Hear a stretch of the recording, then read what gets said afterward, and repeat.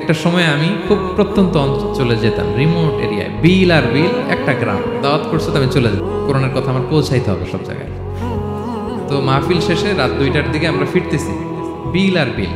হঠাৎ একটা মোড়, ওই মোড়ের ওইখানে দেখে একটা গাছ ফালা আছে। এটার মানে হচ্ছে আশেপাশে ডাকাত আছে, ওখানে ডাকাতি এরকম হয় আর কি, বিল এরিয়াতে গাছ ফেলে রাখে। তো গাছ থাকলে তো আর কোনো সিএনজি প্রাইভেট কিছুই যাবে না।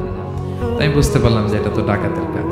আমি সূরা ইয়াসিন তেলাওয়াত শুরু করে দিলাম। বিপদে পড়লে সূরা ইয়াসিনের প্রথম 9 আয়াত, কয় আয়াত?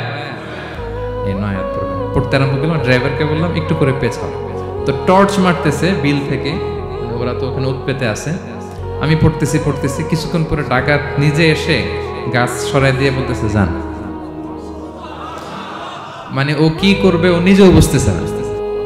ও যে কি করবে, ও কি করতে হবে ওটা মানে বুদ্ধিজ্ঞান সে হারাই ফেলছে। সে শুধু গাছটা সরালো, বলতেছে যান।